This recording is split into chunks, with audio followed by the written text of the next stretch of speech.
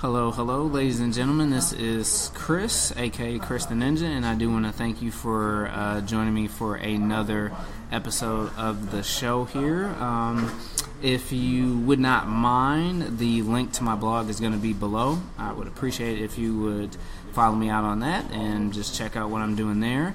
And I actually do have a special guest here again, sitting with me here, Mr. Eric Huffman. Hey, what's going on? How you doing? Yes, sir. I'm doing good. How about yourself? I cannot complain, man, especially for the movie that we're about to get into. Yes, sir. So you can, go ahead and do your housekeeping and Oh, of course. And stuff. If there's any other places you would like to find me, I do have a podcast with a group of friends of mine called The 5-Man Weave, where we largely discuss Michigan hip-hop. We have 2 episodes up right now on both Spotify and iTunes, where we are speaking to Marv One and Chris Orick, who is signed to Mellow Music Group.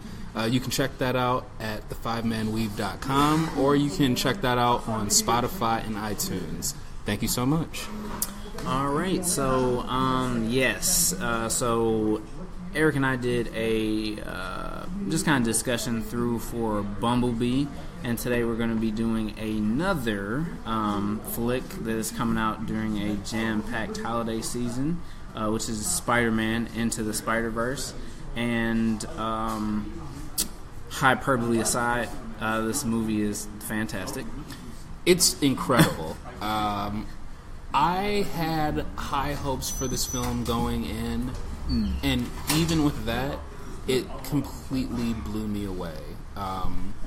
We have seen Spider-Man reimagined for the big screen several times over the last 15 or so years, and the fact that they were able to pull off such a great story in this format, hats off to them, man. Amy Pascal and the whole team at Sony, they are having themselves a year.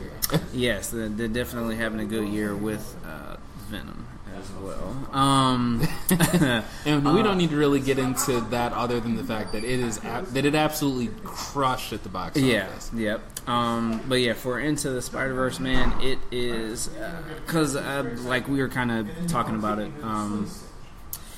That I had the hype that I heard for this movie was I'd heard everything from best Spider-Man movie ever. I heard that. To best superhero movie of the year. I think I might agree with that. To best animated movie of the year. I can definitely agree with that. So, and it's funny because for me, I was kind of the opposite with my expectations. I wasn't expecting much, especially because of So we're going to get into kind of intricacies here. But for people that are not familiar, so Spider-Man right now is in a precarious situation, so to speak, where he is locked in for a deal with both Sony and Disney. Yep.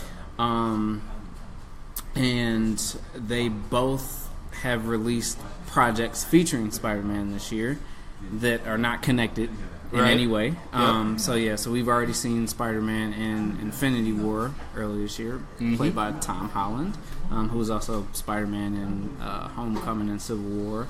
And then they've also, Sony released the Venom movie, which is separate from the Marvel Cinematic Universe at this point. Right, which is separate from the MCU, even though Venom is a Spider-Man villain. So the fact to me that, we kind of already had Infinity War, Sony was already kind of locked in for doing the Venom movie. When I heard that they were going to be doing a Spider-Man movie as well, I was just thinking that it sounded like it could be messy. Like it sounded like they didn't have much of a clear vision. Right. It really did sound like they were trying to blow their load in a sense. And what's wild is Sony has sort of been guilty of that before. I mean, with Spider-Man 3, it was too many villains. With The Amazing Spider-Man 2, it was too many villains and too much setup of a movie that we probably will never get now. I think the Sinister Six movie is, and all that stuff is dead. But yeah, so I wasn't super enthusiastic about it until I saw the trailer, and then when I kind of saw what direction they were kind of going into. And I think a lot has to be said about them choosing to do an animated movie for this, because I definitely think had they decided to do it live action, it probably would have gotten messy. Oh yeah, I mean the story beats that they hit in this film, I won't say that they're impossible in live action, but I will say that animation gives you the freedom to really test the waters over the course of one narrative that's much harder to do in live action. Yep. And well, I mean, what's really unique about this film, originally before they even told us what the title was, all they said was, we're going to do a Miles Morales animated film. Yeah. And I took that a few ways. I was happy that they were going to put Miles Morales on the big screen. But after the tease of him in Spider-Man Homecoming, I am waiting to see if Marvel delivers on that promise. Yeah, which will be another thing where it could potentially get kind of messy because, again, it's not connected to the MCU. But I think this one of the things that this movie proves by being so good and being able to tell the story that it does end up telling is, I think if you do have, I mean, this is kind of sort of a unique situation with Spider-Man that he's in, but I think it shows that you can kind of go in different directions with a character, and as long as the story that you're telling is good, you can kind of break away from any continuity that you might be locked into. Oh yeah. Or because I mean the movie's not a reboot or anything like that, but you can make a story that's self-contained and doesn't have to involve kind of any other previous iterations, universes, what have you. And yeah, like I said, as long as you tell a good story, you can make a good movie out of it. Yeah, and I think that.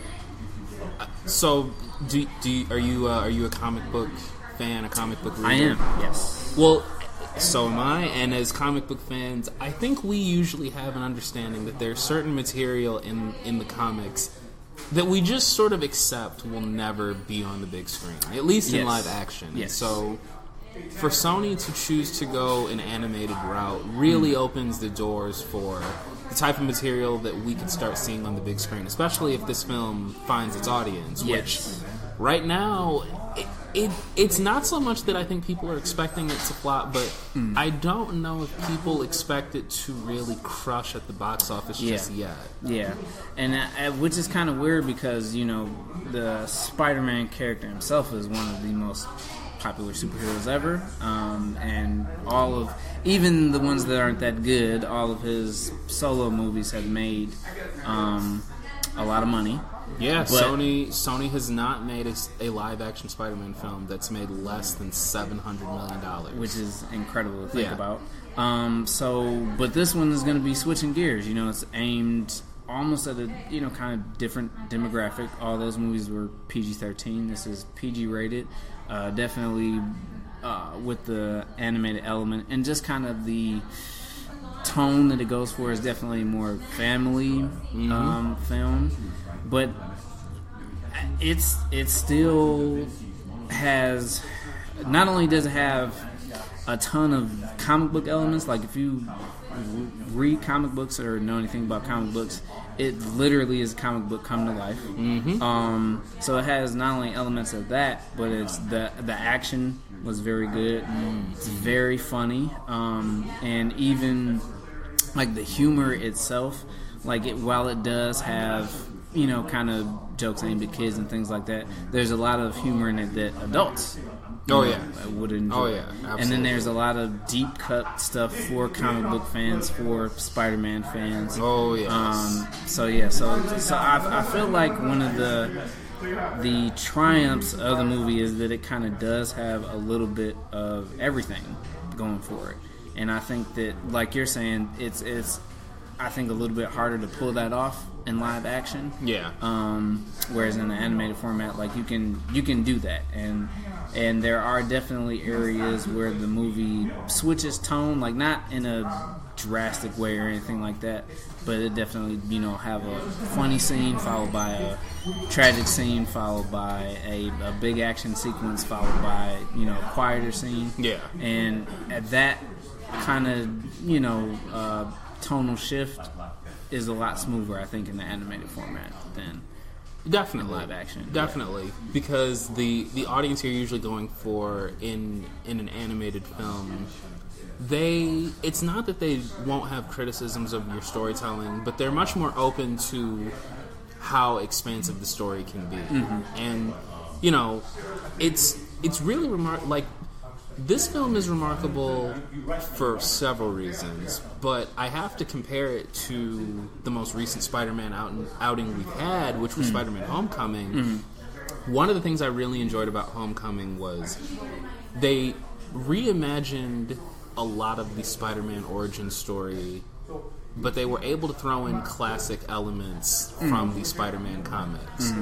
They were able to throw in those villains who may not be like your Hall of Famers, but because they were there and because it was rooted in Peter Parker being a high schooler, it very much there was enough of the classic Spider-Man feel to it, even though it was very clearly sort of a reimagining of what Peter Parker would be like in the 21st century. Spider-Man Into the Spider-Verse is the Miles Morales origin story. And it uses his origin story to really sort of shine a light on just how much has come from the Spider-Man property. You get Spider-Mans from all sorts of... And I guess perhaps this just sort of gets into the premise of Miles Morales is a young Afro-Latino growing up in Brooklyn. He's bitten by a radioactive spider in a universe where there is already a Spider-Man. And after some evil doings, a hole opens up in the space-time continuum, so to speak, and other spider people from other dimensions are now in the Miles Morales universe, and he now has to team up with these other spider people. He has to learn how to become Spider-Man, and they have to find a way to save the day.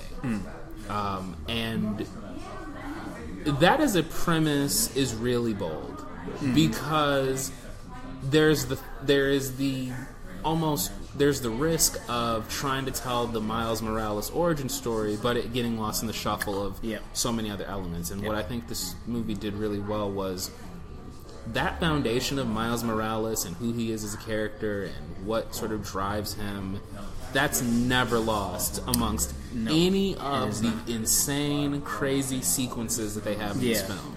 And there are a number of them. So, I mean, you get Spider Noir, who is sort of your almost 30s detective style rendition of the character. You have who's played by Nicolas Cage, who's voiced by Nicolas Cage, hilariously because by of course Cage. You have Spider Ham, who is Thank you.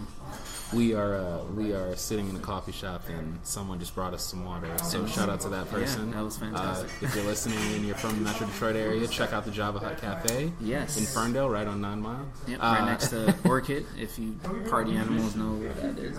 I'm sure there's some people who have some shameful nights there. Yeah, for sure. But as I was saying with the film, you've got Spider Ham, voiced by John Mulaney. He is hilarious in this film. Yes. You've got an anime Spider-Woman. You've got Spider-Gwen, who, speaking of which, voiced by Haley Steinfeld, who is the star of Bumblebee. So she's having a very busy end of 2018.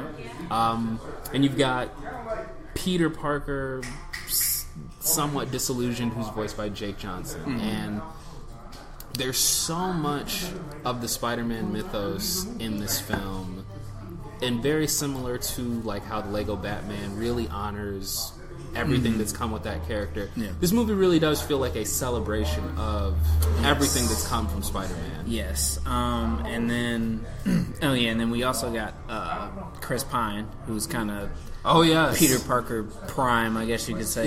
He plays all-star.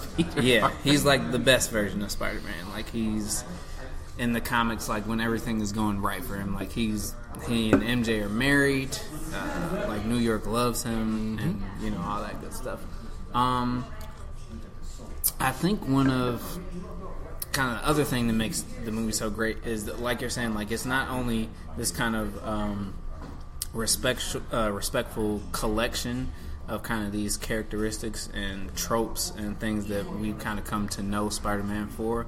Like, it's also very self-aware. Like, it has a lot of fun with them. It makes fun of itself at different points. Like when Miles gets bit by the spider. Yeah. Like where they insert the humor in this film, I mean, credit to... This film has 3 directors, and it was produced by Phil Lord and Christopher Miller, who I think most people sort of know either through the Lego Movie or through the 21 Jump Street films, because they directed both of those. But as far as the directors, let me go ahead and make sure that we shout these guys out. Bob Persichetti, Peter Ramsey, and Rodney Rothman. Shout out to you guys. You did an incredible job of balancing so much in this film. I mean, it can't be said enough just how much of this could have really tipped into being overwhelming or being bloated. But no, I mean, there are so many story elements. There's so many story elements in it, and it never feels long. Like, no, it doesn't. Like, it definitely, like, pacing was very good. The the way scenes develop feels natural and organic. And then, and also another thing, the animation itself is fantastic. Like, the way that they like New York itself looks like, it reminded me a lot of kind of the Spider-Man video game, like how like the backdrop of New York looks, and like it really, I mean, even though it is animated, like it feels like a real space. Like, it feels like these characters are occupying the spaces that they're in. And I mean, and then, you know, like we were talking about the cast, like for the different Spider-Men and Spider-Women, like the voice acting in it is very good as well. Major credit to Shamik Moore, who voices Miles Morales. Who, if you've ever seen Dope, Shamik Moore's in Dope. It's kind of funny. All of the kids from Dope went on to be cast in superhero movies. Yes. Speaking of which, did you also see that Zoe Kravitz is in this? She voices Mary Jane. Yes. I had no idea she was in here either until the credits. It was like, ooh, where? Yeah, right. Catherine Hahn gets a voice role here. Liev Schreiber. Yep. Mahershala Ali, who voices the Prowler. Brian Tyree Henry from Atlanta and from Widows is in here. And... yeah, I mean, you know, I have not... I don't know... I can't remember the last time I was this impressed with the way that a superhero film played out. Because, you know, I mean... yeah. We've gotten plenty of comic book or superhero films this year. We had Black Panther, which I thought was great. We had Infinity War, which I thought was really good. We had Ant-Man and the Wasp, which was entertaining. And Deadpool 2. And Teen Titans Go to the Movies. And so it's just interesting to me that, like, we are in a space where the type of storytelling we're getting in these films is so across the board. Like, there are so many options now. And it's... I can't remember the last time I've walked into any of these movies and just been blown away at just the pure storytelling of it. Yeah, and the storytelling is very good. And they also, because I mean, there's a number of villains in it. Like you said, the Prowler and Scorpion. Scorpion, shows up, and they have Doc Ock, a female version. So, and Kingpin. And Kingpin, and they managed to even, because Kingpin is the big bad. Like, he's the one that has commissioned out the building of the super collider is causing, like, the rip in the space continuum and all that. And they actually gave him a really solid motive for that. They did. That's what I was going to say. I was shocked. They not only give the Kingpin a solid motive, he manages to be a very intimidating villain, I think. As well as they take a scene where the same scene where they kind of justify his motivation, humanizes him a little bit. Yeah. Like in that moment where he loses Vanessa and like his son. Yeah. So Vanessa always makes me think of Daredevil. Yeah, and that's immediately what came to mind when I saw that. I was just waiting him to tell his henchman when he was a boy. I was yeah. But they managed to make him. He's very much a bad guy, but they do manage to sneak in that little bit of, like, I kind of feel bad for this guy. Like, I understand, like, where he's kind of coming from. So he did that, and then, like you said, they do a great job of having Miles be at the center of the story. While, he's the foundation. Yep, while also incorporating all of the other iterations of Spider-Man. Which is a difficult balance, man. Yeah, because you're talking about, you got this kid who, like you're saying, you're setting up the origin story for, and then you have all of these other Spider-Man, Spider-Women that they all have their own things going on. Like, they all have their own. I mean, they all want to get back home. Like, that's the sole motivation. But they all have these different factors that drive them, that made them want to become. Yeah, I mean, Spider-Man, Peter. So there's the Peter Parker there's the Peter Parker who's from Miles' universe, and then there's the Peter B. Parker played by Jake Johnson. The fact that they give Jake Johnson's Peter Parker an actual arc, even though he's presumably been Spider-Man for a long time now, but they really do give not a new characterization per se, but they really do give his character something to really do in the story, and he serves a very real narrative, dramatic purpose. I was gonna say they all have arcs, really, because Peter B. Parker, so the Jake Johnson one. He's kind of the second most crucial to the plot. He and Miles, they're the ones that initially come into contact with each other, so they form a bond and friendship early. Yeah. But you have Spider-Gwen, Spider-Woman, who, in her universe, Peter Parker's her best friend, and he dies. And she, is initially like, I don't have friends, and like that. And by the end of that, her and Miles become friends. So she like has the arc with that.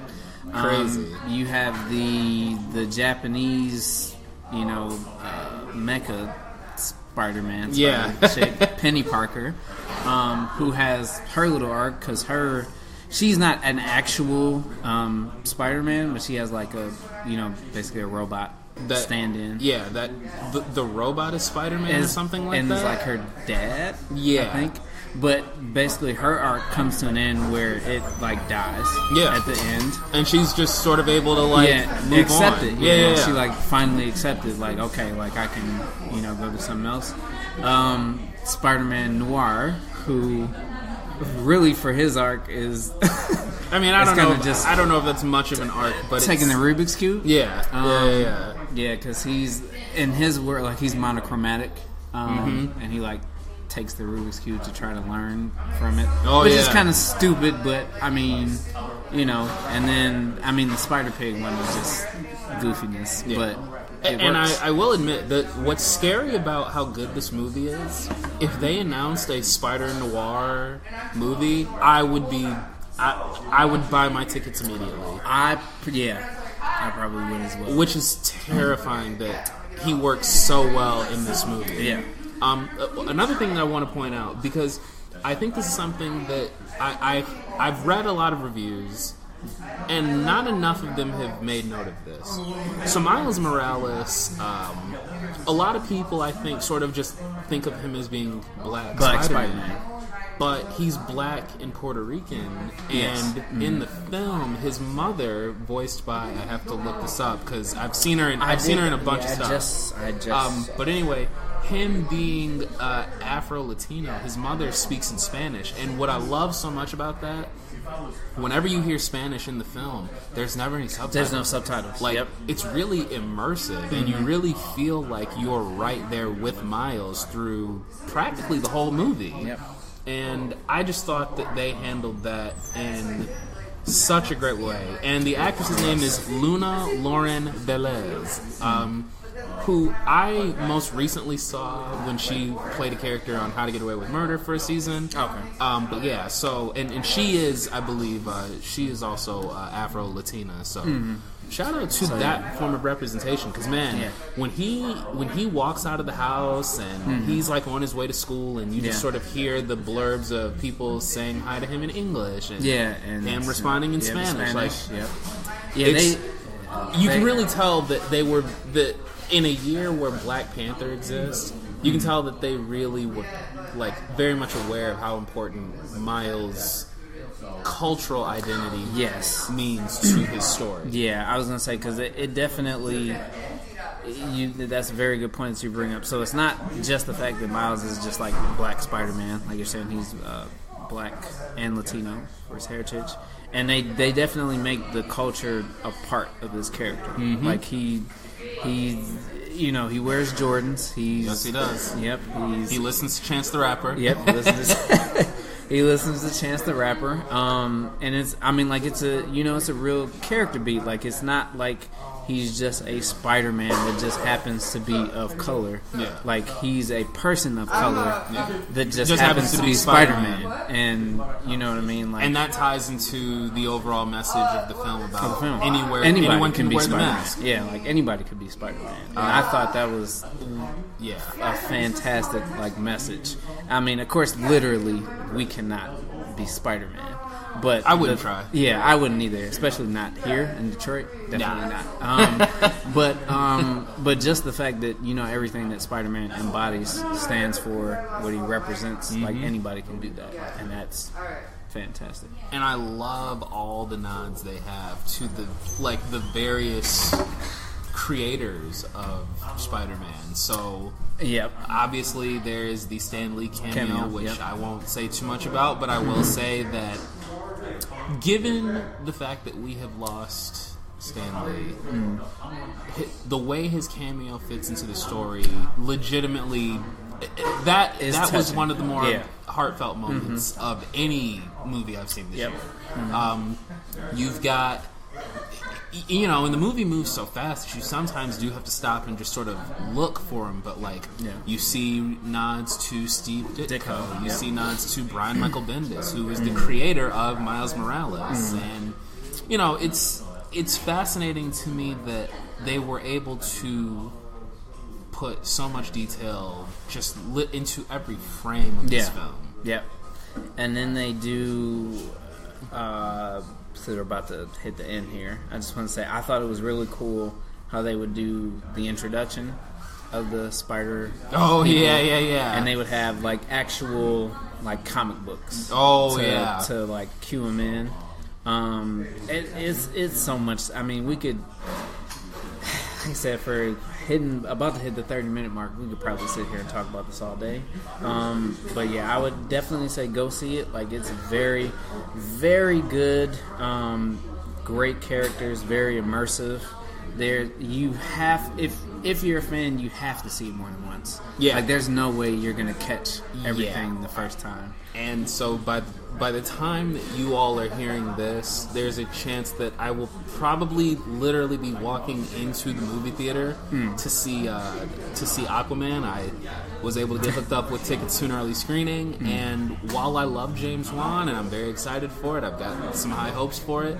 I think right now I'm confident in saying that Spider-Man Into the Spider-Verse is the best superhero movie of 2018, and it's probably right now, it's probably sitting in my top 5 of films of the year. You heard it first here. So yeah, it's really good, guys. I don't know another way to keep saying it. It's a great film. It's pushing superhero storytelling forward. It's pushing animation forward. I'm not going to throw too much shade, but I think that the people at the Academy should strongly consider awarding this over The Incredibles 2. And while I don't think this has much of a chance of being nominated for Best Picture, I will say this. I think that if the Academy really wants to shake things up with some dark horse nomination, this should probably be it. I agree. Well, I definitely thank you guys for hanging out with us. Again, if you do want to follow us elsewhere, links will be included below. I want to thank Eric for definitely just coming in, sharing some thoughts. Definitely appreciate it. We'll have to do this again. For sure, man. Thank you for having me. I'm trying to get into the podcast game myself as far as talking about movies. I'm trying to get into writing and directing movies, so it's great to have some content to create with other people. So thank you guys again for tuning in. We will catch you next time. Peace.